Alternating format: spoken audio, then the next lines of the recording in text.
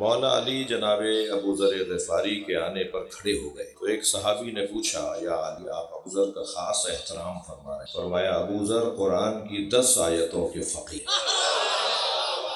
جو 10 آیتوں کا فقیہ ہو وہ ابو ذر بنتا ہے، اور جو بولتا قرآن ہو اسے علی کہتے ہیں۔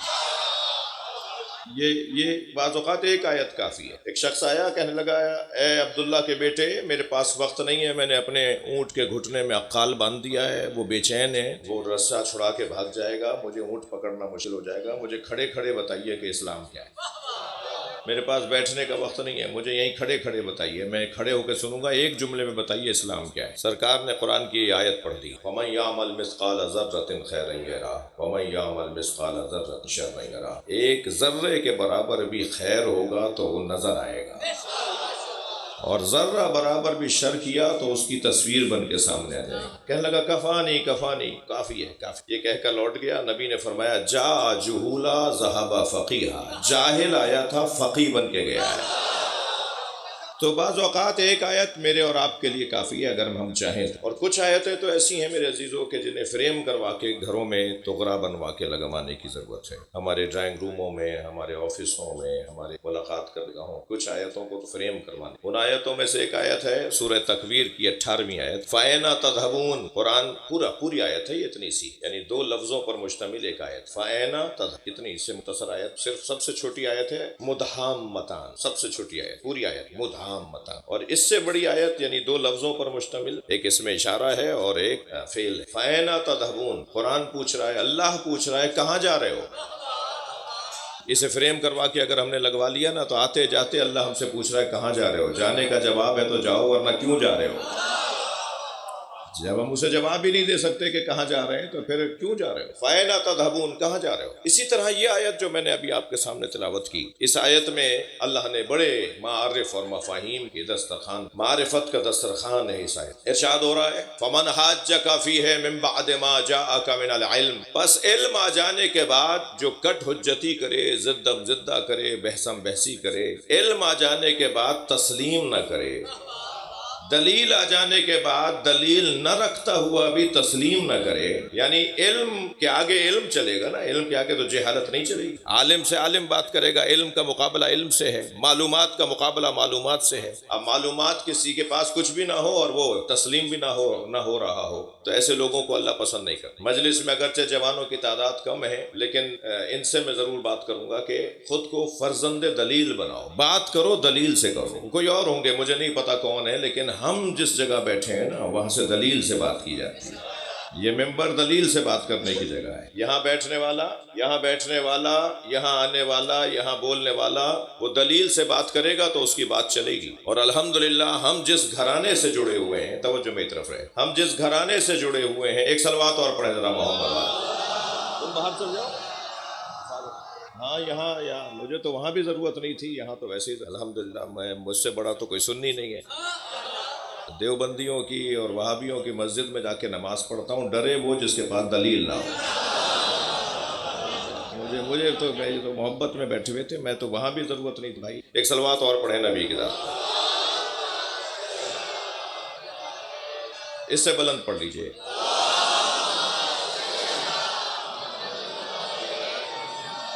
بات آگے بڑھے۔ فَمَنْ حَاجَّكَ فِيهِ مِنْ بَعْدِ مَا جَاءَكَ مِنَ الْعِلْمِ، اے میرے نبی جب آپ کی طرف سے علم آ جائے اور علم آ جانے کے بعد ان کے پاس علم نہ ہو تب بھی وہ نہ مانتے ہوں، دلیل پر دلیل نہ رکھتے ہوں تب بھی تسلیم نہ کرتے ہوں، تو ایسے لوگوں کا تو پھر ایک ہی حل ہے کہ ان پر اللہ کی طرف سے لعنت آئے گی۔ یعنی جو دلیل کے اوپر دلیل نہ رکھتا ہو، جو علم سے بات ہی نہ کرتا ہو، پھر اللہ انہیں پسند نہیں کرتا، اور اللہ کی نفرت کا ایک بڑا عنوان یہ بنتا ہے کہ پھر ان پہ اللہ کی طرف سے لعنت۔ یہیں پہلے مرحلے پہ کہہ دیتا ہوں، لعنت کسی بم دھماکے کو نہیں کہتے، لعنت کوئی فائرنگ بھی نہیں ہے، لعنت عدم برکت کو کہتے، جس کی زندگی سے برکت اٹھ جائے اسی پہ لعنت ہے۔ جی اب اگر میں بہت لمبی بات کروں تو بہتر ہے 2 جملے میں کہوں، جس پر لعنت ہے اس کی قبر کا پتہ نہیں ہے، اور جس پہ برکت ہے اس حسین کا مزار آج بھی علیہ السلام ہے۔ 1400 سال سے جو حاکم ہے وہ امام حسین کی ذات. میں لفظوں کو اور بہتر کرتا ہوں، میں شہنشاہ حسین نقوی زندہ ہوں، اس پر مجھے شک کرنا چاہیے. حسین زندہ ہے، اس پر یقین ہونا چاہیے.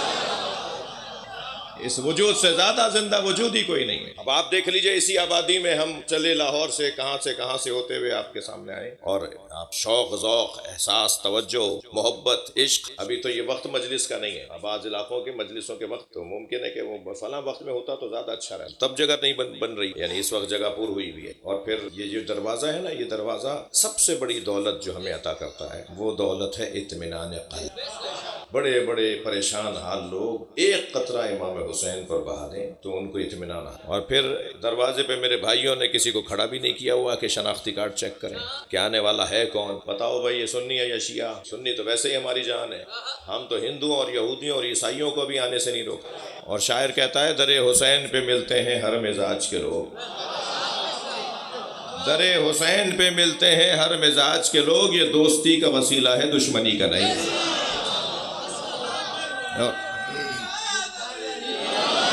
اور یہ جگہ عزیزان کرام،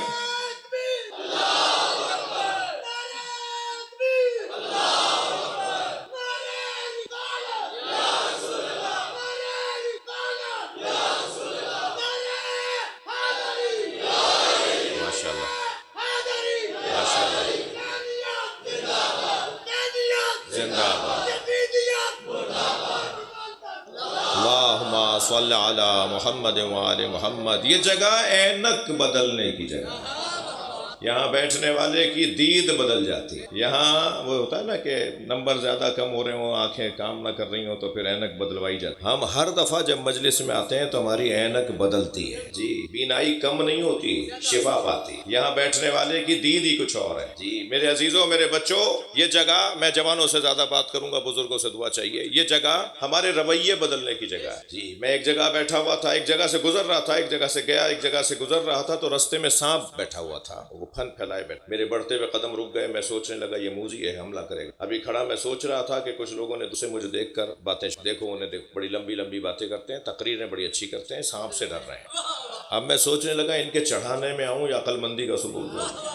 ہاں بعض لوگ ایسے چڑھا کر غائب بھی ہو جاتے ہیں. تو میں بھی کھڑا سوچ رہا تھا کہ یہ چھوٹا سا بچہ میرے برابر میں آ کے کھڑا ہوا اور کہنے لگا مولانا یہ پلاسٹک کا سانپ. جیسے ہی مجھے پتا چلا پلاسٹک کا سانپ ہے تو میں نے اسی پر پیر رکھا اور اسے کچلتا ہوا آگے چلا گیا. معلوم یہ ہوا جب حقائق روشن ہو جاتے ہیں تو اقدامات بھی تبدیل ہو جاتے ہیں. تھکے ہوئے نہیں ہے تو جملہ کہوں گا، ساری دنیا جس یزید سے ڈرتی تھی، حسین اس کی حقیقت کو جانتے تھے. یہ جگہ اینک بدلنے کی جگہ ہے. خبردار کوئی بڑی گاڑی سے اتر کر آیا ہوگا، خبردار کوئی فیکٹری کا مالک ہوگا، کوئی 1000 زمین کا زمیندار، ایکڑ زمین کا زمیندار ہوگا، مگر جیسے ہی فرش عزائے حسین پر آیا، حسین کا فقیر ہے. بڑے بڑی حیثیت والے جہاں اپنا سر جھکائیں وہ در حسین کا ہے. یہ اینک بدل رہی ہے نا، یہ دید بدل رہی ہے نا. دیکھیے ہم جس چیز سے دھوکہ کھاتے ہیں وہ لباس ہے. لباس، یہ جو کپڑے پہنے میں بیٹھا ہوں، ہم سب کپڑے پہنے بیٹھے. جی لباس عربی زبان کا لفظ ہے نا، عربی کا لفظ ہے، ہماری زبان میں یہ عربی سے آیا ہے. لباس کا مطلب ہے دھوکہ. لباس کا مطلب ہے دھوکہ. ہم لباس کی بنیاد پر سلام کا جواب دیتے ہیں. ہاں ہم لباس کی بنیاد پر سلام کا جواب نہیں دیتے ہیں. اگر کالر ادھڑا ہوا ہو، پائچے پھٹے ہوئے ہوں، بٹن ٹوٹے ہوئے ہوں تو ہم تو اس کے سلام کا جواب نہیں دیتے. اور اگر کوئی کلف کے کپڑے پہنے ہوئے ہو، ذرا موٹا موٹا ٹیڑھا ٹیڑھا چل رہا ہو، اکڑ اکڑ کر بات کر رہا ہو، کپڑے اس نے مہنگے پہنے ہوئے ہوں، تو ہم اسے بڑا آدمی سمجھ رہے ہو. وہ سلام تو پہلے بعد میں کرے گا، ہم بڑھ کے سلام کر لیتے کہ نہ جانے کیا ہو، کون ہو. اس کا مطلب ہے کہ لباس دھوکہ دے رہا ہے نا. اب مولا علی کا فرمان سناؤں گا. مولا علی فرماتے ہیں، ما لبست علی نفسی ولا لبس علی. آج تک مجھ علی نے اپنے آپ کو دھوکہ نہیں دیا اور دنیا میں کوئی پیدا نہیں ہوا ہے جو علی کو دھوکہ دے سکتا. اس لباس کی بنیاد پر دھوکہ کھانے والا حسینی نہیں ہوتا. کیا معلوم جو 4 کروڑ کی گاڑی میں گزر رہا ہو وہ علاقے کا یزید ہو، اور کیا معلوم جو پیدل چل کے آیا ہے وہ اللہ کا ولی ہو. ویسے بھی اللہ نے اپنے ولیوں کو فقیروں میں چھپایا ہوا ہے. ہاں کوئی مہنگی گاڑی سے اترنے والا ولی ہو ہی نہیں سکتا. یہ آپ لکھ لیجئے. دونوں شوق ایک ساتھ پورے نہیں ہوں گے. دونوں شوق ایک ساتھ پورے نہیں ہوں گے کہ پیسے سے بھی خوب آرام اٹھائیں اور اللہ سے ولایت بھی لے لیں.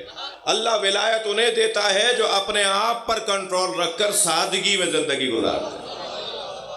جو اپنے احساسات اور جذبات کو مارتے ہوں اللہ انہیں ولایتیں عطا کرتا ہے۔ کائنات کا جو مولا ہے جسے مولا کائنات کہتے ہیں نا، وہ جو کی روٹی گھٹنے کے زور سے توڑ کے کھاتا تھا۔